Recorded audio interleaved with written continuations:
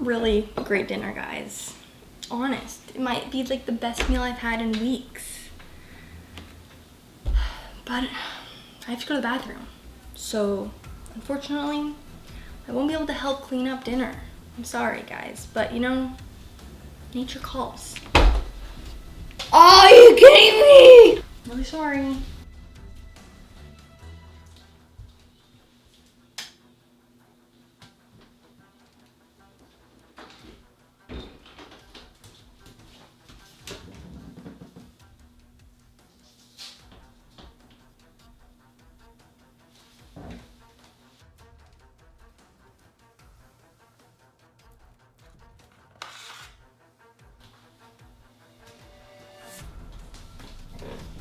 Your mission, if you choose to accept, is to make a video of statistics lesson with an accompanying application of the lesson applied to the real world.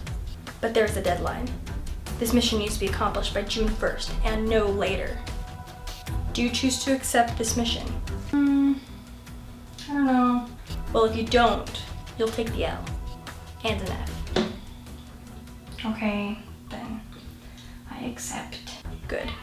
This mission will self-destruct in T-minus 5 seconds.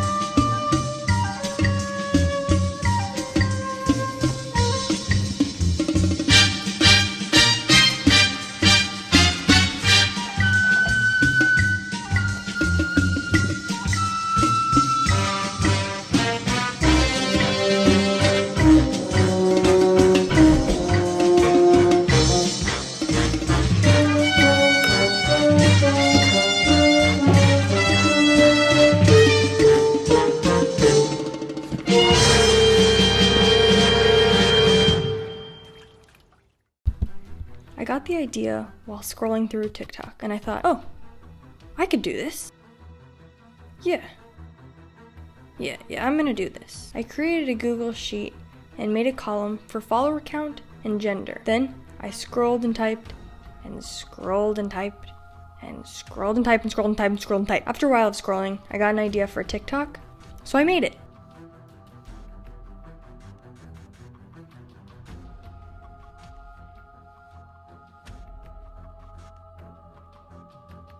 After that, I continued to scroll and type, and scroll and type, and scroll and type. Well, you get the idea. At this point, I had to see how many data points I had. Surely, I had at least 300, 350.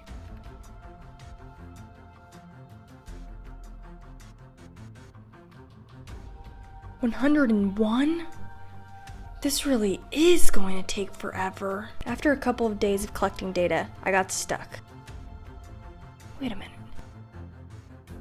How big should my sample size be? And what statistical tests will I use?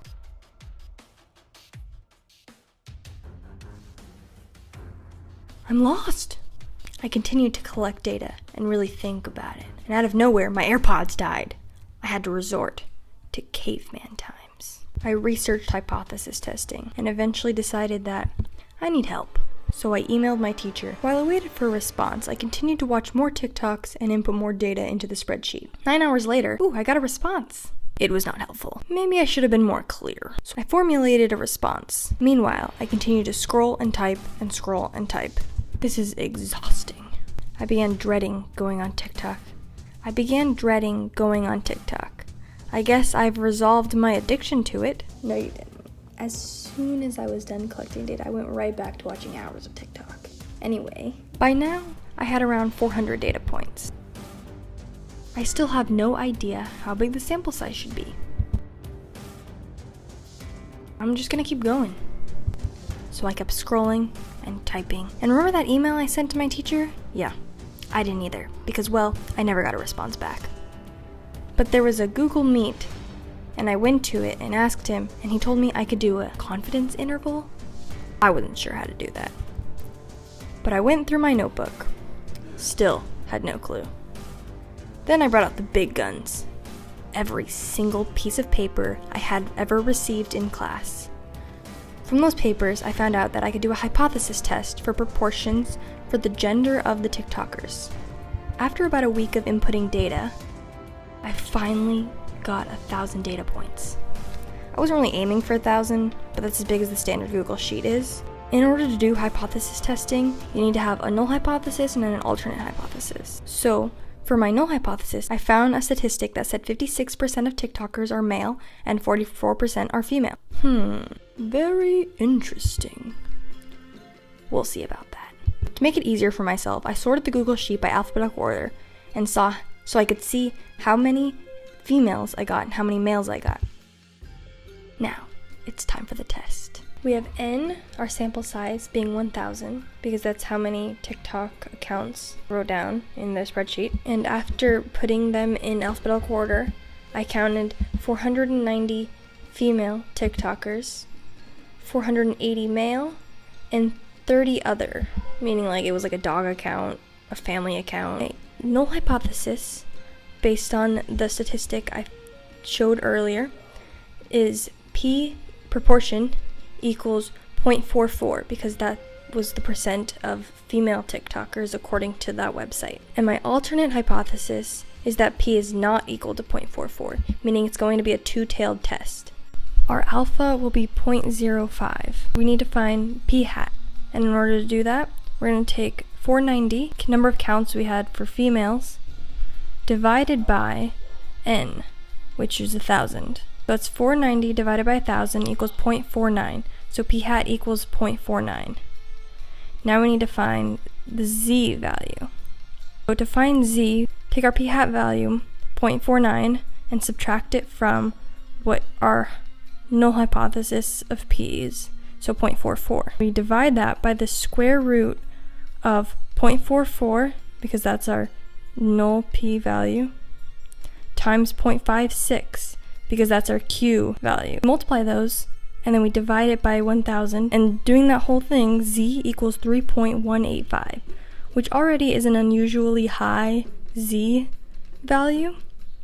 So now we need to look at the Z table, and we see at 3.18, the critical value is 0.007. So since it is a two-tailed test, we need to divide that number by 2, which equals 0.014.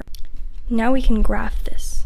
And the center will be Z equals 0, or P equals 0.44. And then we have our value that we got of Z equals 3.185, or P hat equals 0.49. And the area under that section is 0.014. And since it is a two-tailed test, we do the other side of Z equals negative 3.185, and that area is the same. And so we have to take our alpha value and divide it by 2, because again, it's a two-tailed test. So that would equal 0.025.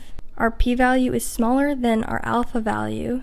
Therefore, we know that we reject the null hypothesis, that there is sufficient evidence to support the claim that P does not equal 0.44.